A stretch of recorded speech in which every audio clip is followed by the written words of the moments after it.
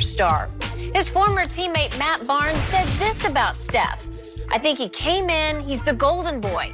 He came in and destroyed record books, won championships, beat LeBron.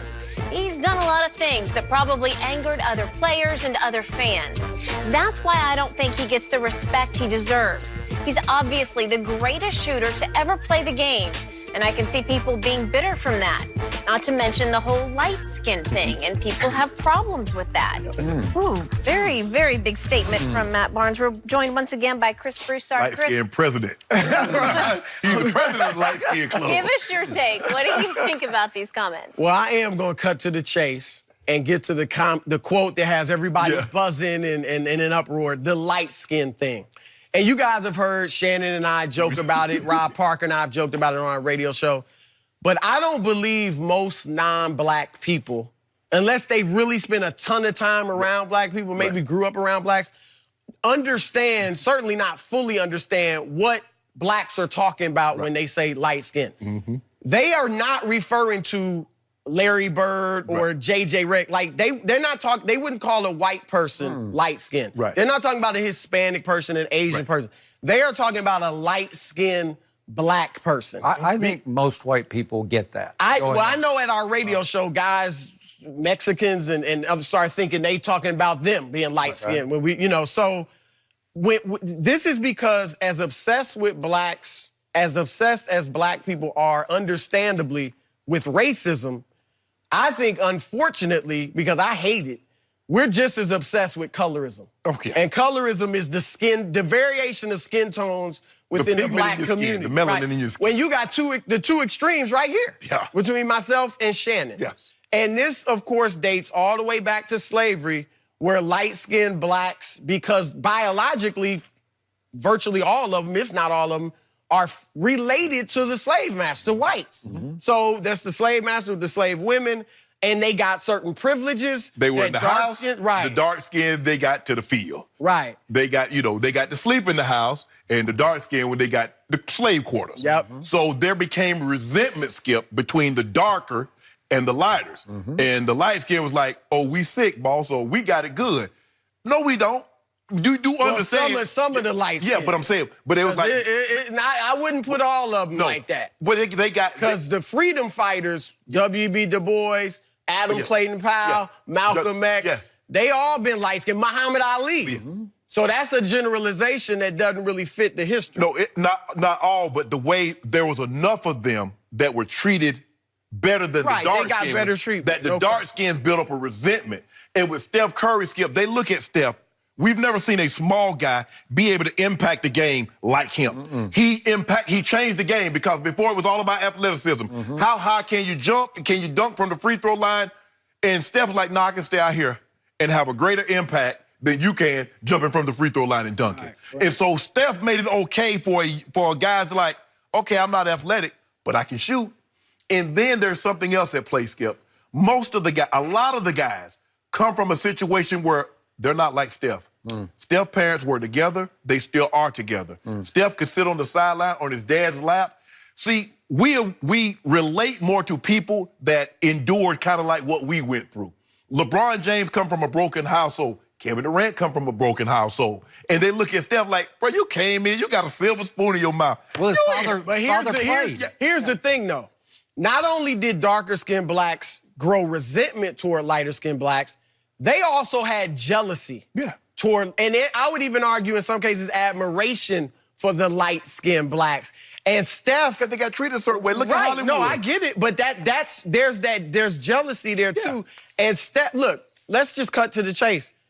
Sports, because the physical work in the field was much harder, tougher. That's the physical work. Sports is physical. Basketball, football in particular, has been the domain of the field. So field Negroes.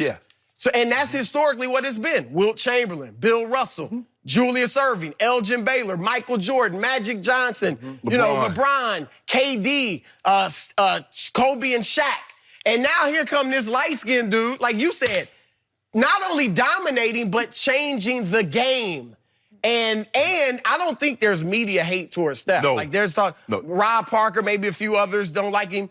But the white analytic-driven media has fawned over Steph, especially in 2015, 2016, when he really emerged as this superstar.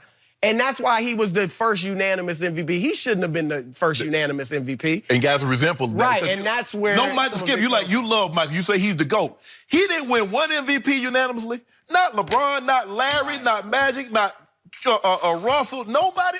Little Steph. Little 6'2", light-skinned Steph is the first. No, that ain't right. Here's the hypocrisy, though. And you mentioned the way Steph grew up and was raised, and some players not relating to that. They all want to raise their children just like Steph was raised. How Bronny and you know, little LeBron's kids gonna be raised? Private school. They raised just like Steph kids. KD's, all these guys' kids are gonna be raised like Steph. So you want to hate on him for being raised that way, but yet you raising your kids the same way. That's where the jealousy comes in that it's not just resentment, it's also some jealousy and hypocrisy. Because you want your kids to be raised just like he was raised. Okay, I got questions. Gotcha. Matt Barnes' quote is, and people have problems with that, with light skin. Who are people? I just want to, because this is so serious. He's talking about blacks. I think he's thinking about the darker skinned players that's in the league. How many people and who are they? Are we talking about the darker skinned players in the league, or are we talking about people on Twitter? Matt told me that when he came in, and he was regarded as one of the tougher guys in the league. Right. But when he first got in the league, he said dudes thought, oh, he gonna be soft. Because he's light skinned. You know, and what he had to do? He had to show, like, no, this is not that type of party. So, yeah, that there is that. Okay. I don't think it's a hate. From like, players, not Twitter followers or IG followers, right? This isn't just a populist. No, I think it's some, look, first of all, I don't think there, now, Iguodala and Matt Barnes know the players better than I do. But I don't think there's just this huge hatred, right, for Steph. I just think that there is some resentment, some jealousy there of him, and we're kind of shedding light on the light skin thing. You said that the things that Steph does, how he shimmies and he's doing all this other thing that some players do, they would be... What are we doing? He hot dogs, he showboats, he celebrates like crazy after mid-game threes. Yeah. Where I'm saying, how does he get away with this? Is that, and I that love unique, Steph Curry. though? I mean, Mark Jackson did the helicopter. Okay, but LeBron listen, struts after he's done something. He's strutting, looking around at the crowd. He doesn't as much as Steph does. He shimmies. I think that turns some fans off. After a while, it's too much. Now, I got to go back to the light skin thing.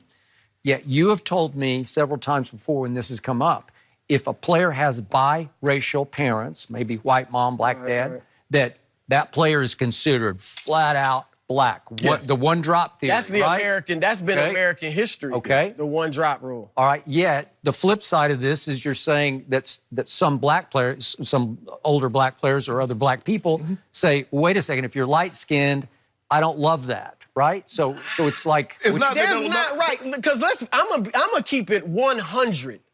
A lot of these dudes that want to hate on Steph because he's light-skinned, there's hypocrisy because they all want to date light-skinned women. I'm just keeping it real. Okay. There is this colorism thing in the black community is deep. It is very deep. They think light-skinned blacks are viewed as prettier.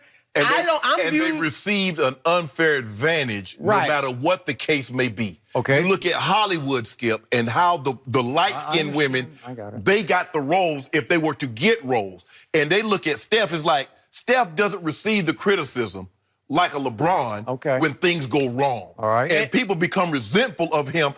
They're like... But here's why, too, because he's become so dominant. Because Jason Kidd didn't get that. Because he was, as great as he wasn't like the best player in the conversation. Klay Thompson doesn't get that either.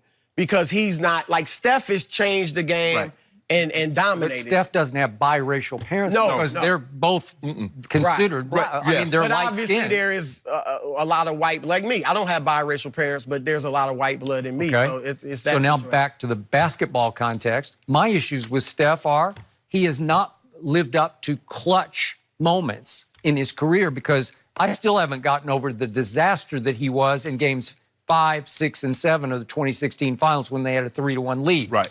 last 3 games of that, he has 7 assists to 12 turnovers. In the fourth quarter of those 3 games, 2 of them at home, he shot 30% from the field and 25% from 3. And you remember the Game 7, Steph?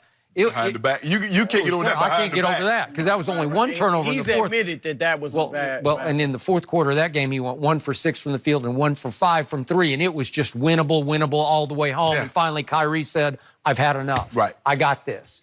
So he came up so small there, and then you brought it up earlier. He did have a pretty good look to win Game 6. Yes. And if they win Game 6, I don't know what's going to happen in Game 7. Right. But at that point, I thought maybe Clay could come back, but obviously he was gone. Right. But the point was, that was a big shot, and he missed that one. And I think he's missed a lot of big shots. Did he have 2 revolutionary years? Yes, he did. I give you that. But I do think he's gotten a pass from whatever color the media is, from all media members, because he has never come up clutch in the biggest moments. He just hasn't. And Chris, back to Skip, not to get back to the color thing, is that just in the community, we just always brought up that light-skinned guys were soft. And Matt had to prove that he wasn't soft because, like he said, when he came in, guys were going to try him. Guys were more apt to try a guy. If you didn't know who I was, and I was the same size as Steph, and I'm the complexion I am, if both of us walked in the room, they look at, oh, if we're going to jump, we're going to get one, it's going to be him. Because and I had one of my coaches in college said, don't go recruit light-skinned guys because they're not tough. Okay. That was our mindset. Would that include biracial kids? He didn't want light-skinned kids. Different? So if they look like Chris Broussard, he was automatically thinking. And ultimately, most of the light-skinned guys are biracial. Biracial, And the interesting, and this is where I brought up the dating the women. Look at college basketball today. Look at how many light-skinned dudes there are. We can even it's coming into the NBA. Ben Simmons, Blake Griffin, on and on. Like college and I've talked to blacks. Biracial kids, right? But ultimately, that's what light-skinned blacks are. Jason Kidd, biracial, right? But now it is prominent. Is it not noticeable? And that is these Division I basketball players in the 80s hooked up with white women. Okay. And that's where these kids are coming from. And I'm not saying there's anything wrong with that, but that is what is happening. And that's where we joke about light-skinned brothers being back in style and all that. So it's not a hatred. Like, I don't feel any like the black community is pushing me away. We joke about it. But I don't like it at all. I mean, my wife is brown-skinned. I'm not into my mentality is black is black. Right. Because we've all faced common oppression, of racism. So I hate it, but it is very prominent within the black community. FYI, y'all not making a comeback. No? Nope. Best backcourt ever. Drake rapping, Zach LaVine, Aaron Gordon, Duncan. You better hope Zion lives up to it. We got Zion. We could do a whole show, an important show on this topic. Zion. Chris, thanks so much for your perspective and your insight this morning. We hope you have a great weekend. All right, still to come, why did LeBron give up number 23? Chris Haynes joins us next with the inside story.